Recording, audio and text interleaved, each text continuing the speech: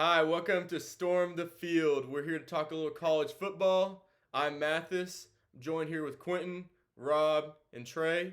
Today is August 25th, and we are going to be doing our SEC East and West record predictions for the season. And right after this, we're going to get straight into our week 0 predictions, and that video will be dropping right after this one. If y'all do us a huge favor, like, subscribe, and share with anyone who you think might be interested. But from here, we're just going to get ahead and go on. Starting off with the East, we're going to start with the Florida Gators.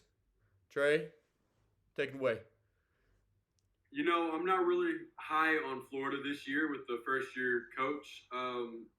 That doesn't mean that they're going to be bad. It's just they have to play teams in the SEC and teams in the SEC that have been established and are on the uprise, like Tennessee, Georgia, and A&M. And I just don't see them picking up those games. And they have a really tough non-con schedule with Utah being their very first game, and I just don't see them picking up that win. I also have them dropping a game to LSU in the middle of the season, so I have them going 7-5 this year. I have them going 8-4, playing 500 ball in conference.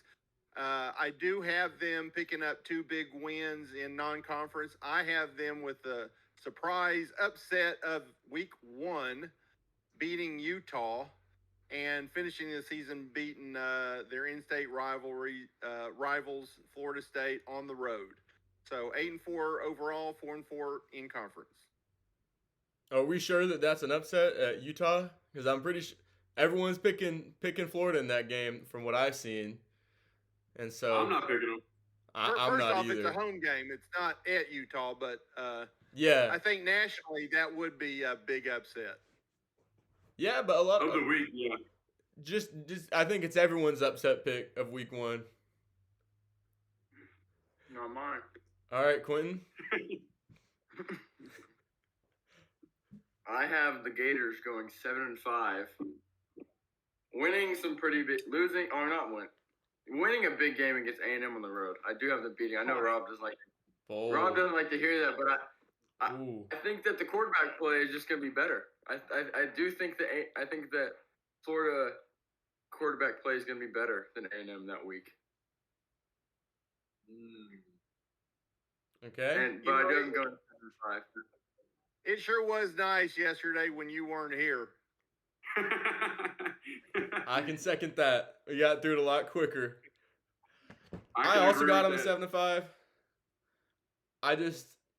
I don't really know what to expect out of a lot of these first-year coaches. Depth is a real concern. So if you want to get off to what I would think is better than 7-5, you got to grab some of those games early because I think the stretch late is going to be tougher. I got them going 3-3 through the last 6 games.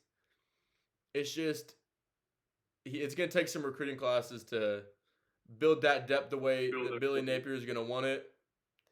And so I think they're going to start off well. I don't have them winning that game against Utah, and I got them losing against Tennessee. But then they don't lose any more games until that last 6-week stretch I got them. So I got them at 7-5. That will move us right into the other half of the largest outdoor cocktail party. We got the Georgia Bulldogs, the reigning national champions.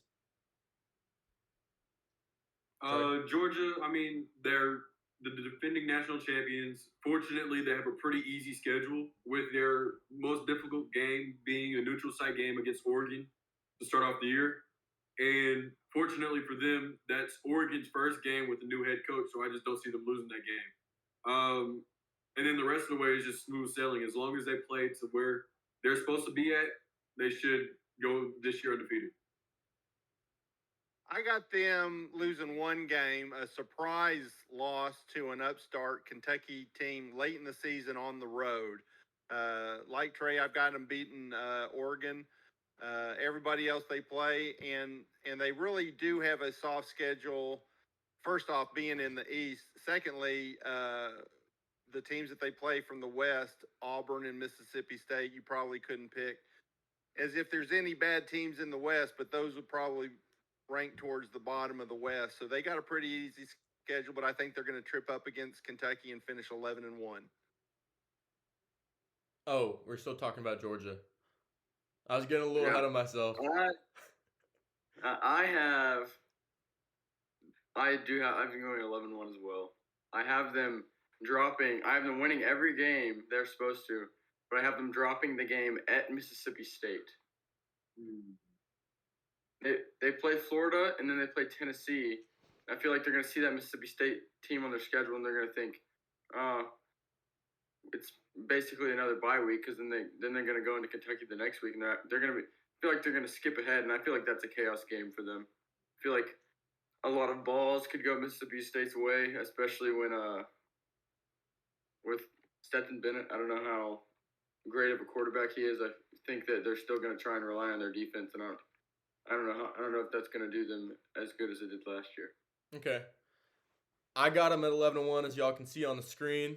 I will add, that is not my official prediction on our spreadsheet. On the spreadsheet, I got them at 12-0, but I think 11-1's a little more likely. So that was a last minute switch. I can't pick a game it could be, but when you play Kentucky, Tennessee, Auburn, South Carolina, Florida, I don't think it's that bold to say you're going to lose one of them. And it might not be a big loss. Could be right off another tough game. Could be one I didn't mention. But it's just hard for me to believe that you're coming in. Rob, how many players do you have on a defense? On a defense. You got 11 players, right? On the field. Yeah. You know how many players they had drafted? 7. At least like 47. Which means they're returning 4 players on that defense. And so starters. Starters. Yeah, there were 4 starters.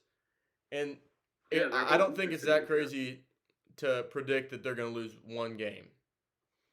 They're always one of the top 5 recruiting schools, and they didn't just have 11 guys playing last year. They had a bunch of guys playing on defense. I mean, that was a big team effort, and I agree they are losing a lot on defense, but they're probably one of the few teams in the nation that could lose a lot of players and still be one of the best defensive teams in the nation. Because their games weren't necessarily close last year. And really just one. Yeah, so you didn't need that good of a defense to do what they did last year. Luckily, they were able to have it, and so we never had to test that theory, but I think we might be able to this year. And Kirby Smart's a great recruiter, so you know there's always going to be people coming up, but there's going to be a little less experience. And so I think it's going to be really interesting to see what this team might have to do, especially on the offensive side, to win some of these games. They went undefeated last year with that defense, and they are going to be a little bit worse. And that's why I give them one loss. Yeah, and I'm at the same place. Yeah. All right, well. They are really strong tight end room, too. Yeah. Probably the best in the nation. Easily. I would probably say so. Maybe have a better tight end room than some NFL teams. Yeah. Not saying they're better, because we know that any college team could not beat any NFL team. But now we got Kentucky. Kentucky, they're an upstart team. They've been playing pretty good recently. I just don't see them winning more than 8 games this year. They have to go on the road and play Florida at Florida. That's a tough place to play. I just don't see them picking up that game. Then they have to play Ole Miss, and with Lane Kiffin, his offense is really high-powered, and I just don't think Kentucky's defense is going to slow them down any. And then they go on the road and have to play Tennessee, which are 3 hard road games that they have to play. And I just don't see them picking up any of those wins. And then to end it off, I have them losing to Georgia week 11, I believe. And that's just because they're Georgia. So I have them finishing up this year at 8-4. I have them going 9-3. Their 3 losses all being on the road. Tennessee, Florida, Ole Miss. I think those are tough places to play. I think Tennessee is going to compete with Kentucky for the second place in the East. And I actually have them both ending with the same record, but giving the nod to Tennessee beating Kentucky. at Tennessee's home. So I have them. The surprise pick I have for Georgia is losing to Kentucky. So three road losses, 9-3 overall. I have them 9-3 too. I think one of the best things about Kentucky is they don't really have any expectations. There's no expectations for them to be a really great, like a dark horse playoff contender. So I think this is a very stress-free locker room. But I do have them dropping the game at home to South Carolina, and then on the road against Tennessee, and then against Georgia as well. So I think that they're going to be a good football team, and I think that Mark Stoops is a great coach. There's not a lot of expectations, so I think that it's going to be a lot easier for them to cruise through these wins rather than a team like Florida, who's like expected to win now. Yeah. Kentucky went 10-3 last year, and so, so I don't know what this startup talk is, and I don't think they're really. I think last year was the year they were building towards, and usually right after a good season by Kentucky, because they really have to build up. They're not going to be a perennial power where they can just have 10-win season after 10-win season, and so I think after losing a lot of production from a more experienced team, I think the 8-4 is probably back to some more realism than floating around 10 wins. And I mean, their over-unders from what we had it set when this was made was I think 7.5. And so I don't see them achieving the same level that they did last year. And so I got them at 8-4. It's not a knock. Don't come for me in the comments, but 8-4 I think would be a great season, and maybe build towards something in the next year or two. The transfer portal I think will be good to Kentucky though, because you're gonna be able to get some of those experienced guys who can contribute at a SEC level. And pretty much just flipped from that. Most of us got them at 8-4. We got Missouri mostly at 4-8. Trey? Fortunately, they get to play non-con games. Their It's a 4 running wins theme. are coming at Louisiana, ACU, Vanderbilt, and New Mexico State. I mean, they're playing one of the worst Power 5 teams in the nation in the middle of the year, and they just have a pretty easy non-con schedule. But other than that, I just don't have them winning more than 4 games. Them 4-8, also 1-7 in conference, and I'll let y'all guess which team they beat. Georgia. Arkansas. Who? Georgia. No. Auburn. No. Pick again. It's at home. Kentucky. Kentucky. They're going 1-7, and they're the second worst team in the East. They're going to be Vanderbilt, guys. Okay, move past Rob. We know. Okay, move on. Joe quitting. Yeah, but the rest of the world doesn't know y'all know. They all think you're idiots now. Dang it. I would probably This guess changes that we all have everything. the same exact.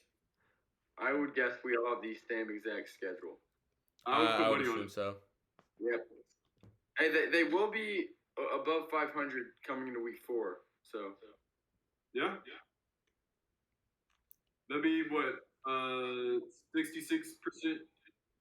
win. They'll be 2-1. Yep. I think they were. They made a bad decision playing Kansas State in the non-con, because if you were able to go 3-0 in your non-con,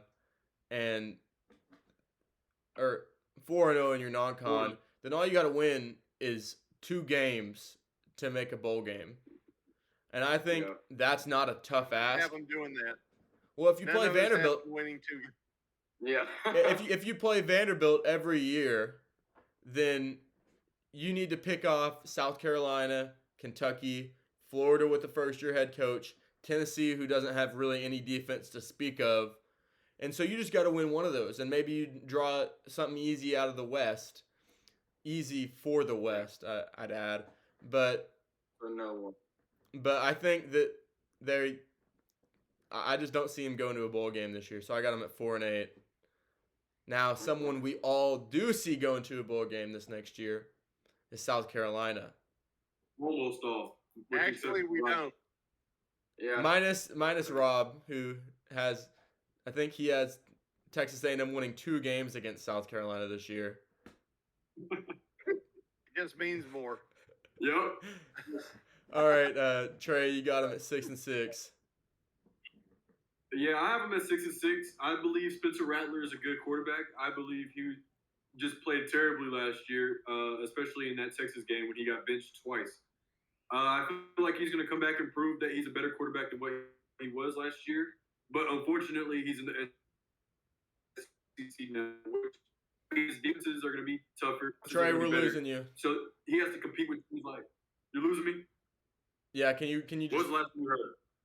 No, you just started cutting out a little bit. Can you just kind of go through that again real quick? Well, I said I believe Spencer Rattler is a good quarterback, with the exception of that Texas game last year. Unfortunately, though, he decided to transfer to the SEC, and he has to play teams like Georgia, A&M, and Arkansas almost every week this year. I have him finishing up at 6-6, or I have them finishing up this year at 6-6, beating Missouri, Vanderbilt, and Tennessee all in conference, and losing all the games that they should throughout the year. I have them 5-7, just beating Missouri and Vanderbilt back-to-back games in conference. They're going 3-1 in non-conference, and if they didn't have to play Clemson at the end of the season, they would be bowl eligible. Quentin? I have 4 words. Spencer Rattler, revenge tour. Yep. Yep. Finally getting out of He's the getting toxic culture of We're at OU. 6-6. Yeah, he's avenging his 10-2 with the 6-6. Yup. No, but I think that I think that he's gonna have a good year. I think he'll have a strong year at South Carolina. Yeah. I pretty much agree with what everyone else said, but I do think he's gonna have a pretty strong year. Okay, you can call me a homer because I'm in Texas, and it looks like I'm the biggest South Carolina fan on this podcast. And so let me hear in the comments if y'all tell me how wrong I am. But I want to ask y'all, did South Carolina get better or worse this offseason? Couldn't say. Better. Who was their quarterback last year? I mean, I believe they got better quarterback play, but I could not tell you in other areas that they got better. Shane Beamer. You would have to tell me what was their record last year, and I'll tell you if I think they're going to get better or not. They were 7-5 in Shane Beamer's first year. And so Yeah, Shane Beamer. he's going to be a Beamer's good a coach. I don't see them getting worse. I don't see how you improve quarterback play. You add a recruiting class of one from before that was pretty subpar. And so I don't see you getting worse. Now, I got them at 7-5 strictly because of the schedule that they have to play. Who else do they draw out of the I think South Carolina's biggest hurdle is the fact that Tennessee and Kentucky got a lot better. Here's the problem. Think that Kentucky got worse. I think that they're going to be a better football team than they were last year as of roster and play, but that schedule is brutal. I know. Schedule's brutal. I got them at So I don't know. 7-5. I think that if you improve, but your schedule gets harder. I mean, who do you draw? You go at Arkansas and A&M. Arkansas and A&M. That's a terrible draw. And then you got Yeah. But then you also have to play Clemson at the end of the year. I think you lose all those games, but Yep. I think you win every game you should in the East. And you go 3-1 in non-con. I don't think it's that hard for me to find 7 games. I just don't see South Carolina. I agree with everything you said, but I don't see them beating Georgia, Kentucky, Tennessee, or Florida either. That's just too tough for them. And then they've got the Clemson game. I mean, I'm not saying 5-7 is what I got them at, and that's respectable. Kentucky. They're going into the swamp. Yeah. Kentucky has to play Ole Miss at Ole Miss the week before. Kentucky plays at Ole Miss the week before, so I think that's a big trap game for them, and I already think that there's going to be some regression there. And so I'll go to bat for Shane Beamer and the South Carolina Gamecocks. And here's a Would It Be Funny moment. Shout out Cover 3 podcast. That's another one we watch here on STF. Here's a Would It Be Funny moment. After the A&M fan predicts South Carolina goes 5-7, what if they get their 7th win against Texas A&M? Not saying it's happening. I don't have it predicted. You're saying they're 7-0. They're 7-0. Against Georgia, 6-0 going into A&M, and they've beaten Arkansas. Georgia, I'm not saying it's Kentucky. happening. I'm just saying it would be funny. No. I guess. Hey, we're gonna clip this, and if Texas A&M loses that game, you're gonna have to eat your words, and I'll gladly eat mine. I'll bet you a cigar. You'll bet me a cigar. I'll bet you a bar of squash. Listen to these away games. They're at Arkansas in week 2. Then I they got go them losing to that. Kentucky in week 6. I got them losing that. No, Arkansas's away. Yeah, they go to Arkansas in week 2. Then they go to Kentucky in week 6. I have them beating Kentucky in week 6. Then they go to Vandy in week. You don't have to announce that. Week. Do you want me to read it off? Florida the next week, and then they go to Clemson. They have one home game that they've won away game that they should win, and that's Vanderbilt. I have them beating Kentucky as well, but I don't think that you can predict that they're gonna win any of those games. Like if I could go back, I'd probably change that Kentucky game. I think that. Do you want me to read them off? You have 4, maybe 5 losses on the road. Yeah. Here's the losses I got. The loss against Georgia and A&M. Yeah, it's a brutal schedule. Here's the games I have. So I don't want to hear about Arkansas, Georgia, because I already have them losing those games. Here's how I have it. I have them losing at Arkansas. Next week they lose at Georgia. So they start off 1-2. Then they pick up the next 3 games going to their bye week. They upset Kentucky, which at that point might not even be an upset. Then I have you going into your bye week, losing to A&M. Are you going to let me talk? I have them. I was just going to say I can't do that. You don't have to see that. So then I got you beating Missouri, beating Vandy, losing to Florida, beating Tennessee, losing to Clemson.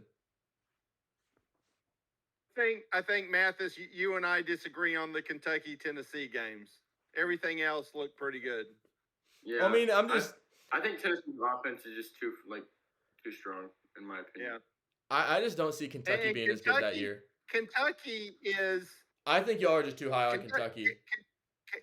Kentucky is fairly highly ranked right now, and I think it's just too early in the season for South Carolina to come in and beat Kentucky on the road. I think that's week 6. Beating I would predict an upset game for them to win and be that Kentucky game. I just don't feel comfortable doing it. Yeah. Yeah. All right, next team. We have given so much attention to South Carolina. Who would have believed? Well, it's an interesting we're pretty different on them. Yeah. All right, now we're gonna move on to Tennessee. Tennessee, I have them winning up until week 6 when they go to Death Valley at LSU. I feel like they're going to come off that bye week, and Baton Rouge is a tough place to play. And to follow that, they have to play Alabama at home, which is a huge rivalry game between the two of them. But Bama is just significantly better in my opinion. And then I have them winning the next 2, and then dropping the game at Georgia, which is to be expected, and then winning the next, and then losing to South Carolina at South Carolina. I feel like that's the upset game that I'm comfortable choosing for South Carolina to win. I agree with everything Trey said, except was it that South Carolina game? Yep. Only thing I will add is that yes, they play Alabama week 7. They are at home, and one thing that they have going for them is I do believe Alabama will be beat up going into that game. Yeah. Because of week 6. You know who they play in week 6, right? Well, I could tell. And I can see the schedule. Quentin? Lane You're up. Kiffin knows what it is. You're Oh, gonna yeah. throw that in Lane Kiffin? Lane Kiffin knows. Yep. I have Tennessee going 9-3 too. I have them pretty much losing every game they're supposed to. And I have them losing at LSU. That is what you call upset by it. Alabama and Georgia. Yeah, I think that Hendon Hooker's going to have a really good year. I think that he'll win them games. Yeah. Yeah, I agree. I don't want to get too much into LSU,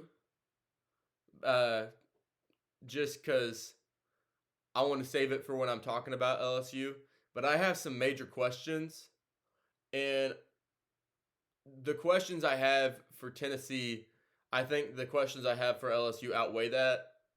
I think Tennessee showing you that they can have a very good year without much of a defense can kind of show you what they're capable of this next year, even with slight improvements. And so I also got them at 9-3. There's not much to be said that y'all didn't already say. I already said I think I got South Carolina beating them towards the end of the year, so I got them losing to, who is it? Georgia, Alabama. Yeah, because and you got to play both of them. That's a yearly. Tennessee just has a tough schedule, and everybody in the West has to play Alabama every year. Oh, you're such a homer, dude. There's two teams that have to play Alabama and Georgia every year. Auburn and Tennessee.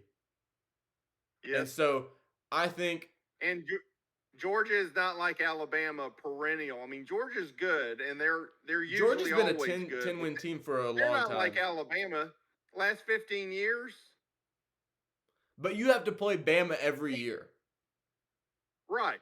And so when you're looking in the That's West, what I'm saying. they're the only team in the East that has to play Bama every year. And so you'd want to have Tennessee's schedule the least. Would they be better off if they moved to the West? No, because they'd still have to. I'm talking about when we're talking about the East. If I was in the East, I would take Alabama every year if I could be in the East. I know, but we're talking about the East right now. So I'm saying for the East, they have the toughest schedule in the East. Yes, they have a tough draw. That's right. Yeah, I'm saying they've got to play. And Florida can be up in a few years, and if they're a perennial 10-win team, then you got to play Georgia, Florida, and Bama every year. Yep. And so at the top end, that might be a little harder than some West schedules. That's going to change in a couple of years, maybe even next year. We're not going to have East and West much longer. We might have no divisions, or we might have pods. We'll have to talk about that later. Yeah, we'll talk about that later on when there's not games to be played and stuff to be talked about week to week. I'm really excited for obviously I'm excited for the season. I'm excited for the after season because the what? What's that? The stuff that happens when games are not being played. That's why I said after season and not the O word. Because then we can get into talks that aren't necessarily about this season. We can talk about kind of generality stuff, and I think that's really interesting. But to talk about something that's not interesting, we got Vanderbilt. Shout out Kenneth Steele. Kenneth Seals, friend of the program. Maybe not after this, though. So let's get it over with. No, he was my quarterback in high school. I know, but is he a subscriber? Well, if he was, he won't be. He'll hit the unsubscribe and the dislike. All right, let's get into it. He's getting a really good education. Yep. College education. Smart man. All right. Trey, got him at 10-2? 2-10. 10-2. Nope, I don't. Ride the Commodores. Hey, anchor down. Anchor down. Can't agree with you on that. You gotta. But fortunately for them, they play two pretty easy Group 5 teams at the beginning of the season. And at one point, I believe they'll be 500. So that's something going for them. But I have them losing, I think, 8 in a row to end off the year. So That's not rough. too much on Vanderbilt. Starting with Alabama. I got them at 2-10 also. Losing to Hawaii and Wake Forest and going 2-2 in non-conference games. 0-8 in conference, 2-10 overall, falling just under the Vegas over/under at 2.5. Okay, Quentin. Well, I'm gonna have to disagree. Vanderbilt is beating Hawaii. Yup. Hawaii is a bottom 5 team in Division I football. Hawaii is Right though. Hey, Hawaii we'll be was talking about that on our next podcast. well next podcast. No, Next podcast. in like less than Well, an I guess- hour. That's Yeah. a week 0 game. Hawaii is terrible. Yeah, Hawaii. they're like the worst team in the Mountain West. Yeah. Okay, so we can just move on. You can go about this. Oh, you want me to go? So what I'm looking at, if this number is right, y'all check during this podcast. I'd pause right now before they change anything. That over/under is set at 2.5. If you want the easiest money of your life, throw down whatever you have on that over. Vanderbilt football is winning 3 games. Lock it in. NIU, Mathis, Elon if they Musk, beat Hawaii, and Hawaii. if they beat Hawaii, then they're going to lose to Elon. No. Elon Musk is one guy. Northern Illinois has a greater win He's percentage a hell of a lot smarter than them. than Vanderbilt in their game. Vanderbilt plays NIU not winning that game. every year. I'm Vanderbilt just going is based off winning what the experts say. 3 games. Count them up. 1, 2, Trey, you 3. and I got them at 2, right? That over is gonna Yeah. hit, and you're gonna cash in that money before September is over. What did we say last podcast? I would not place bets on what we have because we're not experts. Ask the experts. I would. Over is I would if hitting. you wouldn't need him. Count it. Quinn would if his mama gave him money to bet. Count it. No, I would just keep the money on the run. Count it. It's happening. It's gonna happen, Rob, and you're gonna hate it, and I'm gonna love it. Hey, we'll find out in 48 hours. Yep. Vanderbilt. And Still if they 2.5. prove me wrong, we will know in the next 48 hours. Because if you don't win that one, you're not finding a third win on that schedule. Yeah. And so I'm going out on a limb. That game will prove that they're going to win either 3 or 2. Yup. Yep. It's going to be that many. Gonna make the city of Nashville proud. Telling We're you. spending too much time on that team in Nashville. Yeah, we need to get out of here. No, we gotta stay on them. All right, but if Nope. we're gonna move on though. We're gonna move on, and once again, we're gonna talk about a not interesting one. Going straight to the Crimson Tide. Oh, I want to hear Trey. On the graphic, I have them going 11-1, but on the spreadsheet, I have them going 12-0. I just, you never know. I feel like there's always one slip-up game per great team every year, and I feel like Alabama is gonna have one. Whether that be A&M, Auburn, Ole Miss, who knows? It could be Texas week 2. You never know, but. I feel more comfortable. Hey, no, that's all. No, we're done. We're done. I'm Hey, no, just stop saying, talking. there's a No, we're done. possibility. You lost talking. Put yourself on mute. No, I'm Nah, not but gonna do that. Rob, what you got? Rob, what you got? Nah, Trey, you wrong. I have them going 12-0. I think they are going to, like Arkansas, and I mentioned this yesterday, they are going to spank Texas on the road. Agreed. That is going to be a beat down. And I just don't see them losing any games. I think if I had to give them a loss, maybe it's 2 in a row to A&M. No, okay. Yeah.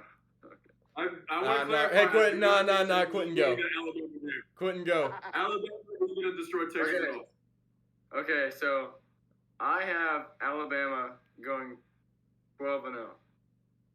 And I think that their most likely loss would be at Tennessee in week 7. I don't think Nick Saban has ever lost to Tennessee. Because they're coming off the Arkansas and A&M game. I don't think that those teams are better than A&M. It is a good spot to play them, if you're going to have to play them. I don't think that I they're don't on the road. think that Tennessee will win. If Tennessee has a chance of beating Alabama, they're at home, and they're coming off Alabama playing a tough game on the road in Arkansas and a extremely physical game against A&M's defense. Yeah. Yeah. I'd almost have to. I have them going 12-0, and I'd almost have to change my if they do lose, and I would love to see it be against A&M. But if it's not A&M, if they do lose a game, I would have to agree it'd probably be that Tennessee game. It could be Arkansas. Nah, it's too early in the season. Yeah, I would. He would. Yeah. State. I'm saying if Bama loses a game, it could be at Arkansas, and I don't think that's that bold to say. But Bama's scared to schedule Rice. But Rice Yep. is Yep. I gotta let y'all know, if I'm not a betting man, despite what it sounds like with me talking about spreads and this and that, I don't really bet my own money. But if I were to bet my own money, it would be on Nick Saban after he's been disappointed. Did you hear what he said? He doesn't bet his own money. He No, I'll bets bet his your mom money. and dad's money. I'll bet your money. But, I think this is, like you said, Quentin, you said a Spencer Rattler revenge tour. It's going to be Nick Saban revenge tour. That defense is going to be insane. You got the returning Heisman. You brought in Jahmyr Gibbs from Georgia Tech. New offensive line coach. Sounds everything from camp that they're going to be good there. Ooh. I would not want to play Alabama this year. Because I think they're going to be driven. From what Bryce Young, Will Anderson, and others have said, it's a really team-driven team right now. And so you know Nick Saban's going to be pissed off. His hair is going to be lit on fire. And if you're hearing that players... They consider last year a big disappointment. 2 losses, losing the national championship game. Yeah. And they were young and they had injuries. And they lost... Really, it was a 1-score game until, like, the pick 6 at the very end. And, I would not want to play Bama this year. If I had to pick preseason, and this is way too early, but I think they'll win the national championship if I had to pick today.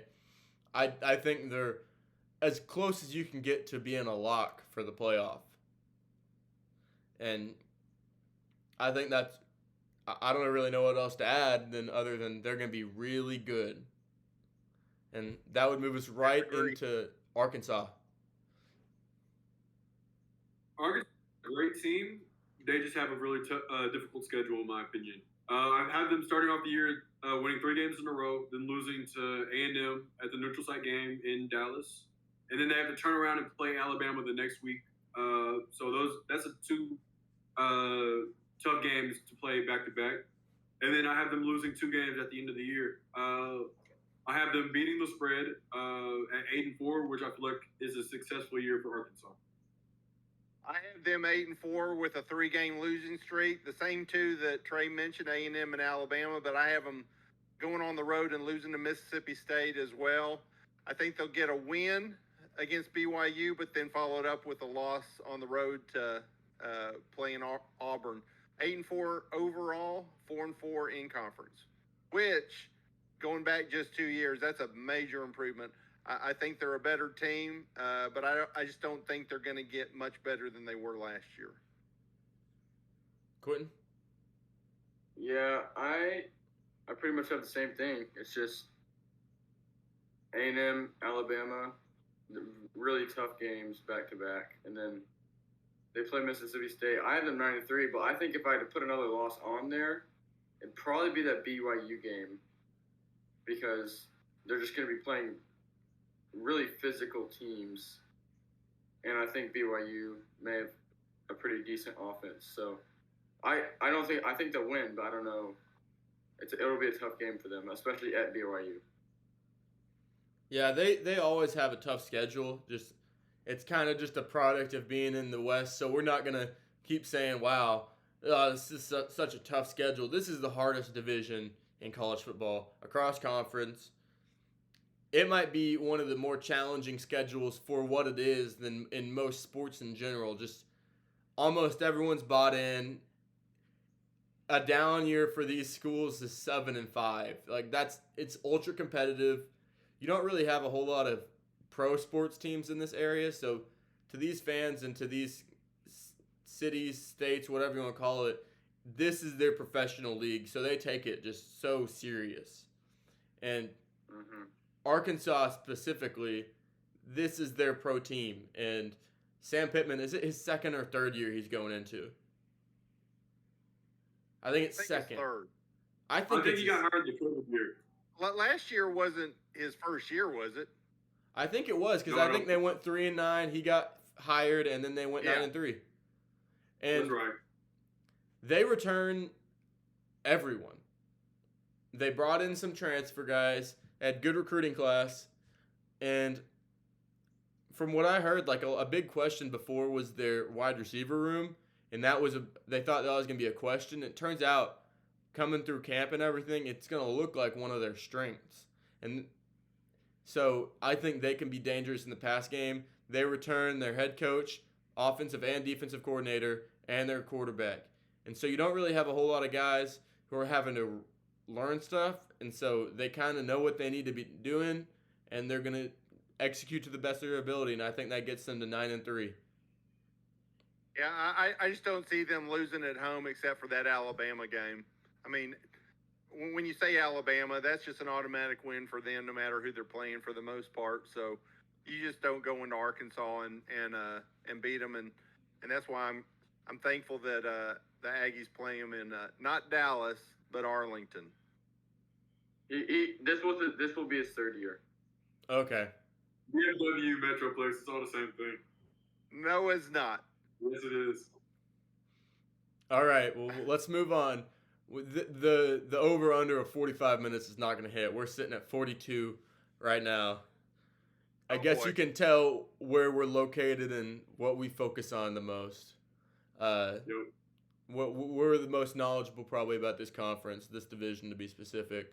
The Auburn Tigers. Auburn, I believe they had hired a new head coach. No. I don't think they didn't. No. Brian Harsin. Yeah. I could have. Is it his second year? They were thinking about it, but they tried their hardest. I haven't been paying much attention to Auburn, to be honest. I just saw the little headline, but I mean, I have them going 8-4. I don't see that as a bad year. I don't see it as a good year. They have, like Mathis said earlier, they're the toughest division in college football. It's just hard to win games in that division, so I have them finishing up the year at 8-4. I have them at 7-5. Unfortunately for them, they have to play Georgia this year. They always have to play Alabama. They always have to play Georgia. Say it again. They always play. Yeah, well, they always play Georgia. So I mean, it's kind of like Tennessee always playing Alabama. I do have them having a revenge win against Penn State in the third game. I have that too. Finishing 3-5 in conference and 7-5 overall. They got your former quarterback as well. Who? Oh yeah, they did. He's not starting though. It's gonna be T.J. Finley more than likely. Depth chart is what it looks like. He's a third string. So, I'd have to agree with Rob. 7-5. Really tough schedule, but I think 7-5. And Brian Harsin, if you want to keep your job, knowing they almost got rid of you last year, I think 7-5 is the floor. You have to get that. And they lost a lot of guys. I think they lost a coordinator or two. I could be wrong. But that situation was just a mess. And but you lost a lot of guys, and so the guys that are there decided to stay. And so you got to think that he's probably got this team still. Like, he still has the locker room. And it's just going to come down to, you have the talent. They didn't have a great recruiting class, but do you have the talent on your roster to win 8 games? And I think that's a question that's going to be answered, and it's going to be answered by that Penn State game. Because if you're Auburn, that schedule is very backloaded. You got to start fast. And so I got them at 7-5. I think 8-4 is in the cards, but so is 5-7. So is 4-8. But but if you want to keep your job, you got to get at least 7-5. And so it might be a little wishful thinking, but because I like Harsin, but if he doesn't get it done, then I don't know how much longer he'll be there. Also, Auburn has a lot of talent, so like they always have a lot of talent, so they could pop. I feel like they pop a year late all the time, so they could pop this year. Auburn's always they're always good the years you're not expecting. Even with all the turmoil last year, they almost beat Alabama. Exactly. Yeah. What was it? 4 overtimes? 3 or 4. To be fair, I think that says a little more about Alabama. Well, that Auburn defense held Alabama to, what was it, like 10 points in regulation? Is that what it was? So if their defense was and that Alabama offense was very good last year. So if they're able to hold them there, so I don't feel like I don't know. I think we'll see that much. I don't expect them to be great, but I think that them popping a year late is always in play. Yeah, I just put them at 7-5. I think that's the most likely outcome. Just going through the game by game, and there's a lot of could they win, could they lose for Auburn. So they're one of the harder teams to predict because you can't pencil in a whole lot of wins and losses. You gotta there's a lot more thought process and looking at who do you play before and who do you play after for that. And we'll move on. This show's already running long. We'll have timestamps for the teams y'all want to look at, so you'll just have to bear with us or just skip ahead. LSU.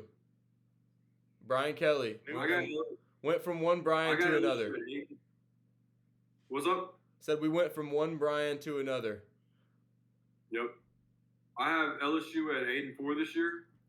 I feel like they have one of the weaker schedules in the SEC, so I feel like that's a very attainable win total, especially with the new coach Brian Kelly down there in Baton Rouge. I have them losing games that they should, though, like Alabama, A&M. Seems like that. So I don't see them finishing any better than 8-4, but I don't see them finishing worse than 75 this year. So I have them at 8-4. I also have them 7-0 to start the season, but then they finish. Throw away that 11th game, non-conference game, but they finish in conference with Ole Miss, Alabama, Arkansas, and A&M. I see all 4 of those being losses. So 7-0 to start the season, 8-4 to finish.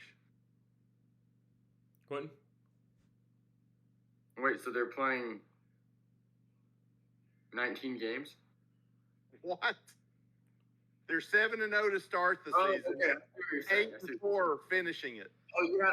I thought you had them 7-5. No, I have them at 8-4. I pretty much have the same thing as you, except I have them dropping the Mississippi State game. What I find funny is LSU, they call themselves DBU, and that's probably the biggest weakness on this team right now is their DBs. Just you lost Eli Ricks, transfer portal. He ended up in Alabama. Go figure. They got a really similar year to Auburn. First year, second year coach. They both have. They're going to have to start fast if they want to have a great year because it's pretty backloaded what's rough with LSU is that they have a great receiving core, maybe the best in the SEC, but you have questions at quarterback and who they're leaning to right now, Jaden Daniels. I'm not really sure he's going to be able to get him the ball deep.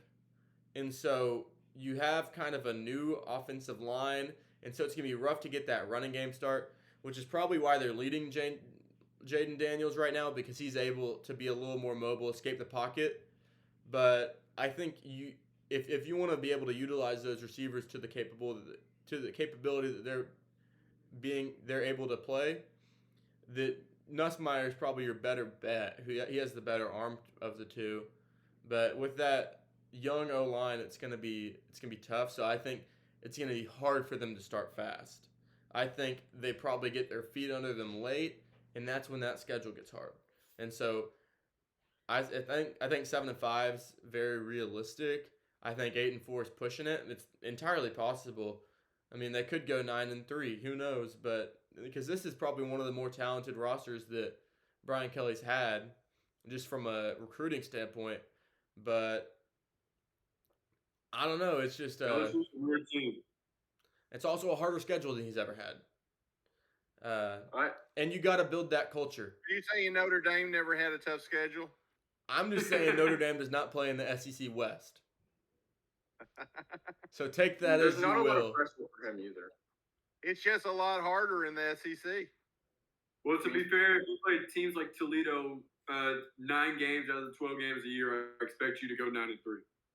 Yeah. All right. Now this one's gonna be interesting. We got Mississippi State. Nope, Ole Miss. Sorry, I'm ahead of myself.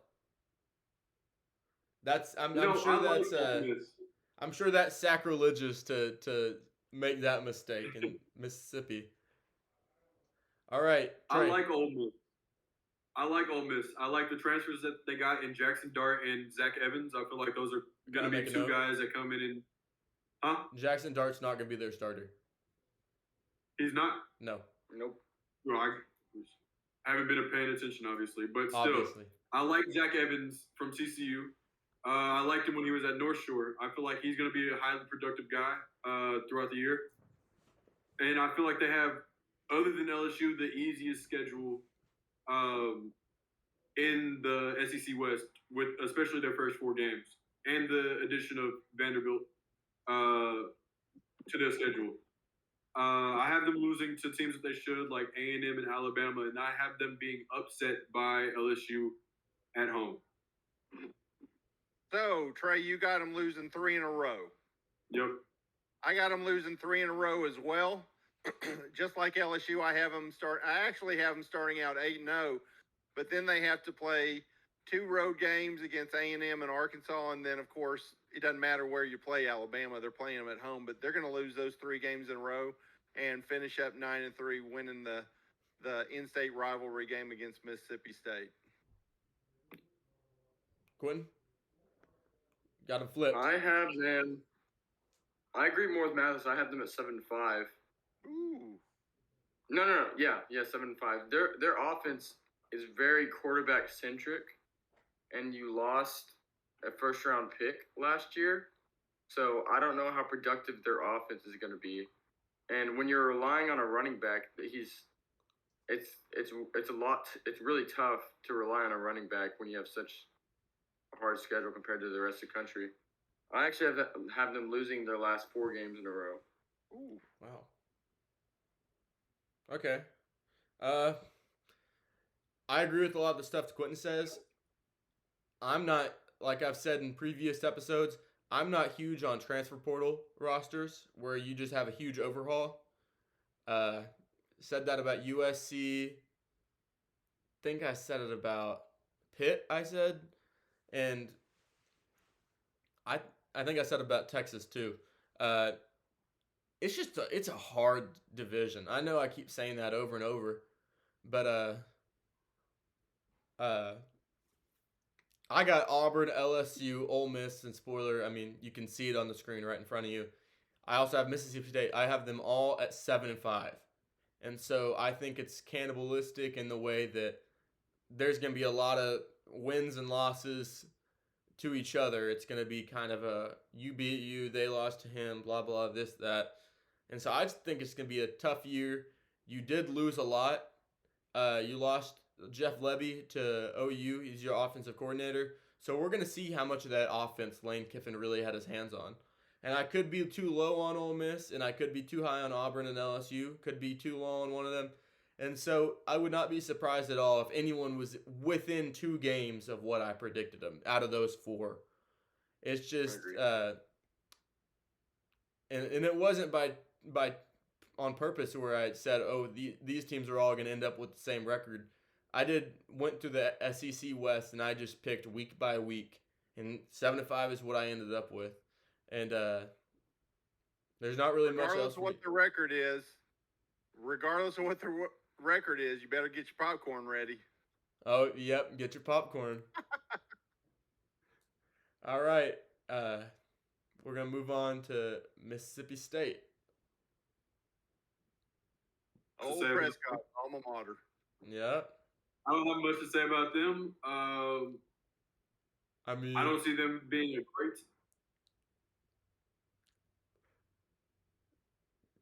They don't see you being a great team? I know. I was waiting on him to say what he had to say. Okay. I already said it. Mississippi State. They are the only team in the West I have not going to a bowl game this year. I have them 5-7, 1-7 in conference. They probably have the toughest schedule in the West because they have to play Kentucky and Georgia from the East. The only conference win I have them is at home against Arkansas, which is, you could consider that an upset, but I got to give them 1 win. Yeah. Quentin? I have them at 7-5, and that's pretty much only because I think that 7-5 is way more likely than 5-7 because I think that they have a very strong physical team. So I think that 6-6 is the most likely, but I kind of wanted to give them the over a little bit, but that's about it. I mean, I already touched on it just a little bit. I got them at 5. I got them at 7-5, and out of the 4 teams, I really have no idea who I think might be better, who I think might be worse. I think Ole Miss probably has the most upside out of the 4 I mentioned, and I think Mississippi State probably has the least. But I think they have a really good offense. Mike Leach really loves to air it out, and I think he's a creative coach. But I wouldn't be shocked at all if they had a lot worse of a year. It's a team that's kind of hard to predict because they're pretty they're easy to overlook if you have a good game in front of them. And they're unpredictable. Yeah. As A&M found out last year. Risky team. Might find out again this year. I don't know. That's really all I have to say. And we're gonna move on. Save the best for last. I think you did this on purpose. Rob is the one I think that's just. I'm just going alphabetical. Yeah, this whole list has been alphabetical. We did the conferences alphabetical, by conference and by teams, and then team alphabetical. Before Trey gets started on the A&M predictions, I would like to let everybody know that the STF tour is going to start and end with the A&M Sam Houston game on September 3rd. Yep, we will be there next Saturday. Not this Saturday, but next, week 1. We will be there. Look for us. Rob, I'll do you the favor. You won't see us, but Rob, I'll do you the favor. You lead us off. Rob, do us a favor. Lead us off. Okay. Well, I've got them going 11-1, and I hate to say it, but I've got them losing on the road to Alabama. I think if Alabama is going to trip up this year, I think it could be Tennessee. I think it could be A&M. I think they're gonna have a tough game against Miami at home. But so long as they don't have any quarterback issues like they did last year, they were 8-4 last year. I think without King going down, they would have. I think they easily would have been 10-2, maybe 11-1. If you win that Bama game, then where's the second loss? That's the thing. I mean, was that an emotional win for him not having King in the game? It very well might have been, but on paper, I don't see him losing any of these games except Alabama. But I think A&M is one of the few teams that can say they may have Alabama's number, although it's only, 2 times in the last 10 years, but not many teams can even say that. So 11-1, and I will make a bold prediction right now that I have Alabama going 12-0, A&M 11-1, but A&M will find their way into the college football playoffs. All right, let's move on. Trey? I have them going 10-2 this year. I like the recruiting class that they have brought in. A great recruiting class, probably one of the best of all time. Alabama is just Alabama. It's hard to go into their place and beat them. And I have them losing at Auburn, which is another tough place to lose. So I don't have them winning at all in the state of Alabama this year. Okay. Quentin? I have them 10-2 as well. Other than, same as Trey, other than the Auburn game, I had the Florida game as their loss. Okay. Yeah, you touched on that earlier. I mean, if I said losing, I meant winning. Just want to make sure. Okay. And I'll be honest with y'all. I was about that close to switching my prediction to 9-3. I just can't find it. I could agree with Mathis on that. I think 9-3 is more realistic than 11-1 in my opinion. Yeah. Because we're not talking about that STF tour might end before it even starts, boys. Here's my thing, Rob. You don't know who your quarterback's gonna be. We're going in less than 2 weeks, and you don't know who your starter is. I mean, luckily, you're not gonna need to know until about week 4. That's the way it is with most teams. That doesn't have a clear cut number one.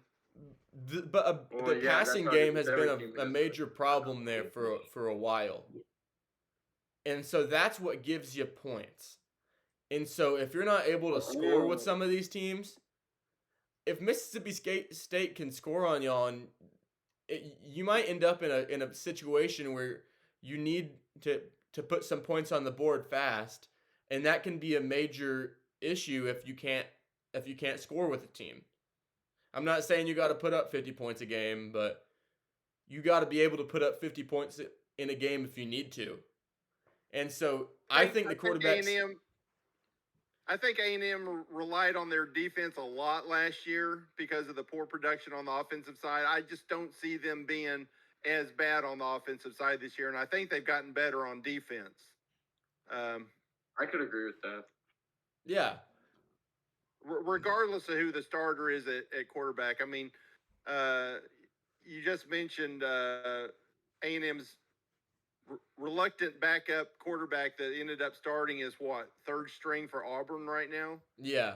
And you did not have a good quarterback situation this year. I think whatever you get is going to be better. That's why I have them at 10-2. Even 9-3 would be better because you can look and say, oh, we might not have lost that LSU game. You might have not lost that Mississippi State game, but you might have lost that Bama game, and that'd put you right at 8-4, 9-3. And with the talent you have on this roster and the coach who has been proven to be able to win a national championship, you better go 10-2. You better. And I think anything short of 10-2 is a major disappointment. It is.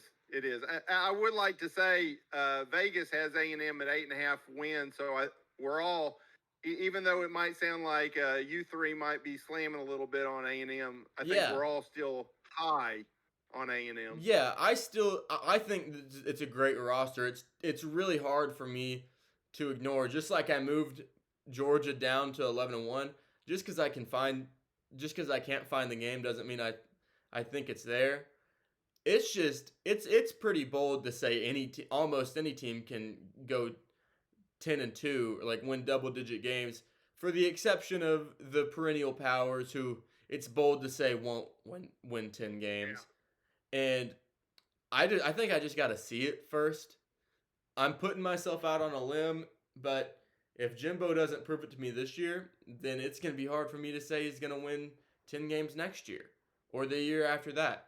It's just, I think we need to stop. 1 second. I think we just need to stop pretending that it's going to happen. It's going to pop every year. I think we gotta see it.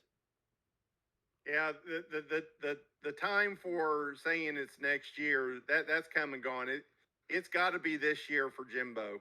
Yeah, and it's not like he's going to be on the hot seat in terms of job security, but it is in terms of competitive security. Yeah, and I agree. So we're going to go ahead and wrap it up. We've ran this one way longer than we thought it was going to be. Hey, I would like to add just one thing real quick. Okay. I looked at my schedule for the conference overall.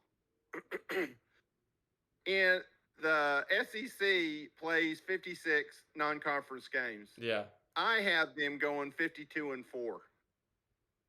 And those 4 losses, Missouri to K-State, which is definitely seeable, South Carolina to Clemson, and then Vanderbilt losing to Hawaii, and I know you guys would disagree, and Wake Forest.